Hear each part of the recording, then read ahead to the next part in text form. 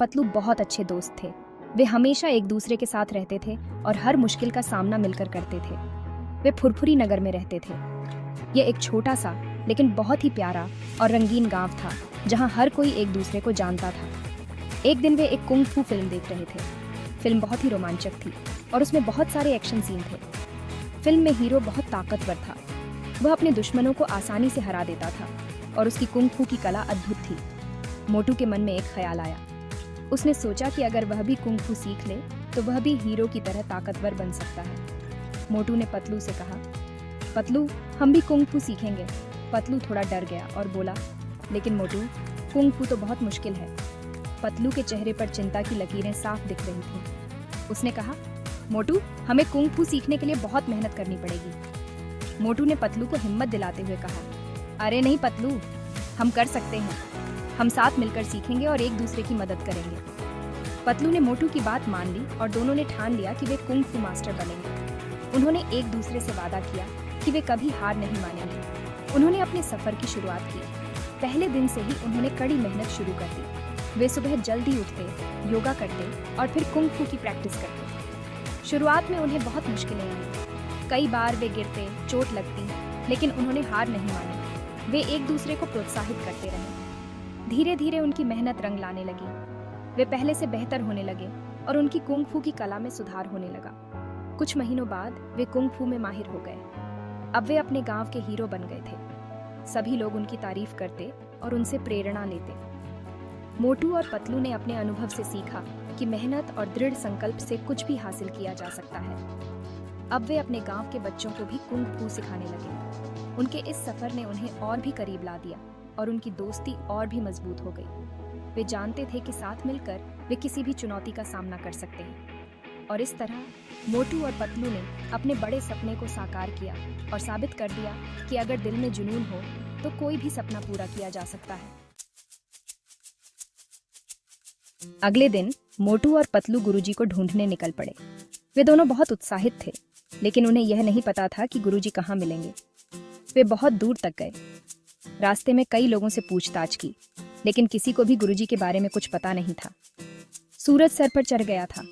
गर्मी बहुत तेज थी और दोनों पसीने से तरबतर हो गए थे। अरे मोटू, मुझे बहुत भूख लग रही है, पतलू बोला। मोटू ने भी सहमति में सिर हिलाया और कहा, हाँ पतलू, मुझे भी बहुत भूख लगी है। चलो कहीं से समोसे खाते हैं, पतलू ने सुझाव दिया। मोटू ने तुरंत हामी भरी और दोनों ने पास की एक दुकान की ओर रुख किया। मोटू को भी भूख लग रही थी। उनके पेट से आवाजें आ रही थीं और वे दोनों खाने के लिए बेताब थे। वे एक दुकान पर रुक गए। दुकान के बाहर एक बोर्ड लगा हुआ था जिस पर लिखा था, स्वादिष्ट समोसे यहाँ मिलते हैं। भैया 2 समोसे देना, मोटू ने कहा। दुकानदार ने मुस्कुराते हुए समोसे दिए और मोटू और पतलू ने उन्हें खाने में जुट गए। तभी उनकी नज़र एक बोर्ड पर पड़ी। पतलू ने मोटू को इशारा किया और कहा, मोटू देखो यह क्या है। उस पर लिखा था, कुंग फू की ट्रेनिंग यहाँ से शुरू करें। मोटू और पतलू ने एक दूसरे की ओर देखा और मुस्कुराए। शायद गुरुजी को ढूंढने का यही सही रास्ता था। पतलू ने कहा, मोटू हमें यहाँ से कुंग फू की ट्रेनिंग लेनी चाहिए। शायद गुरुजी यहीं मिल जाएं। मोटू ने सहमति में सिर हिलाया और दोनों ने ट्रेनिंग सेंटर की ओर कदम बढ़ाए। वे दोनों ट्रेनिंग सेंटर में दाखिल हुए। अंदर का माहौल बहुत ही प्रेरणादायक था। दीवारों पर कुंग फू के महान योद्धाओं की तस्वीरें लगी हुई थीं। एक प्रशिक्षक ने उनका स्वागत किया और पूछा, आप दोनों यहाँ किस लिए आए हैं? मोटू ने जवाब दिया, हम गुरुजी की तलाश में हैं। प्रशिक्षक ने मुस्कुराते हुए कहा, तो आप सही जगह पर आए हैं। यहाँ से आपकी यात्रा शुरू होती है। मोटू और पतलू ने ट्रेनिंग शुरू की और गुरुजी को ढूंढने की उनकी यात्रा एक नए मोड़ पर आ गई। वे दोनों पूरी मेहनत और लगन से ट्रेनिंग करने लगे। हर दिन वे कुछ नया सीखते और गुरुजी के करीब पहुंचने की उम्मीद में आगे बढ़ते रहे। उनकी मेहनत और समर्पण ने उन्हें और भी मजबूत बना दिया। अब वे गुरुजी को ढूंढने के लिए पूरी तरह से तैयार थे। मोटू और पतलू बोर्ड के पीछे छिपकर देख रहे थे। वे दोनों बहुत उत्सुक थे, लेकिन साथ ही थोड़े डरे हुए भी थे। एक छोटे से घर में दाखिल हुए। घर बाहर से जितना साधारण दिखता था, अंदर से उतना ही रहस्यमय था। अंदर एक बूढ़ा आदमी ध्यान लगाए बैठा था। उसकी शांति और स्थिरता ने पूरे कमरे को एक अलग ही माहौल दे दिया था। ये तो कुंग फू मास्टर लग रहे थे। उसकी लंबी सफेद दाढ़ी और कुंग फू की पोशाक ने उसकी पहचान को और भी स्पष्ट कर दिया। नमस्ते गुरुजी, मोटू ने कहा। पतलू ने भी सिर झुकाकर अभिवादन किया। हम कुंग फू सीखना चाहते हैं। गुरुजी ने धीरे धीरे अपनी आंखें खोली और दोनों की ओर देखा। कुंग फू सीखना आसान नहीं है। ये एक लंबी और कठिन यात्रा है जिसमें धैर्य और समर्पण की आवश्यकता होती है। क्या तुम तैयार हो मुश्किल परीक्षा के लिए? गुरुजी ने गंभीरता से पूछा। मोटू और पतलू ने एक दूसरे को देखा। उनकी आंखों में संदेह और उत्साह दोनों थे। वे समझ गए कि यह आसान नहीं होगा, लेकिन उनके दिल में एक दृढ़ निश्चय था। लेकिन उन्होंने हार नहीं मानी। वे जानते थे कि यह उनके जीवन का सबसे बड़ा अवसर है। हाँ गुरुजी, हम तैयार हैं, उन्होंने एक साथ कहा। उनकी आवाज़ में आत्मविश्वास और दृढ़ता थी जो उनके संकल्प को दर्शाती थी। गुरुजी ने मुस्कुराते हुए सिर हिलाया। उन्होंने महसूस किया कि मोटू और पतलू में वह जज्बा है जो एक सच्चे योद्धा में होना चाहिए। और इस तरह मोटू और पतलू की कठिन परीक्षा की शुरुआत हुई। उन्होंने अपने गुरुजी के मार्गदर्शन में कठिन परिश्रम करना शुरू किया। हर दिन नई चुनौतियां और कठिनाइयां उनके सामने आती, लेकिन वे कभी पीछे नहीं हटे। उनकी मेहनत और समर्पण ने उन्हें हर मुश्किल से लड़ने की ताकत दी।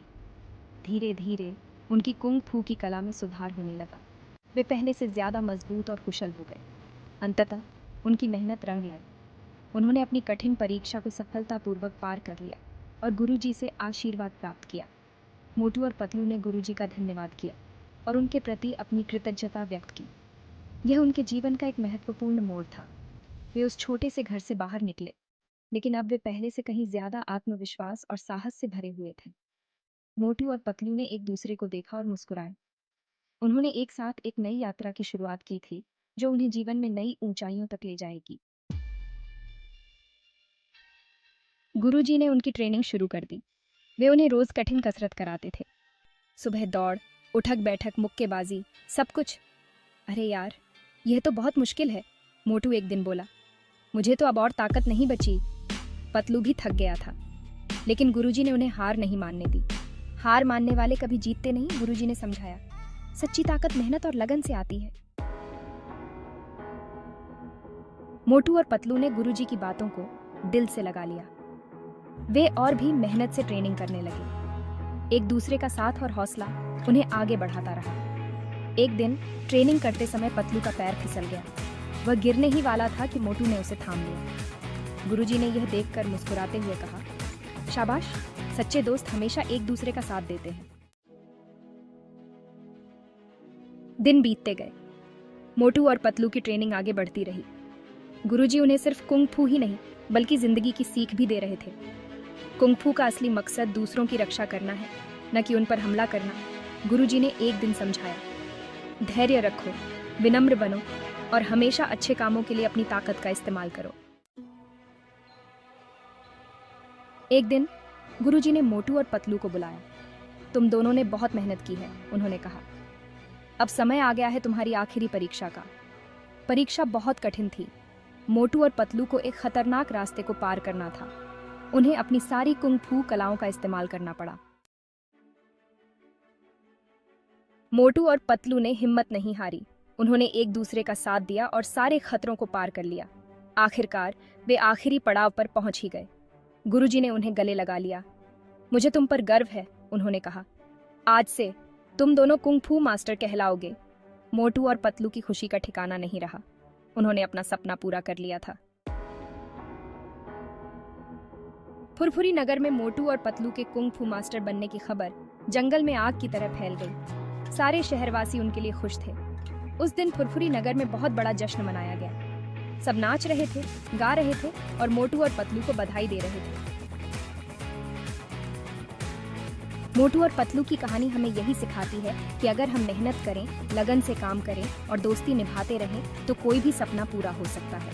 कभी हार मत मानो दोस्तों, लगातार कोशिश करते रहो, सफलता जरूर मिलेगी।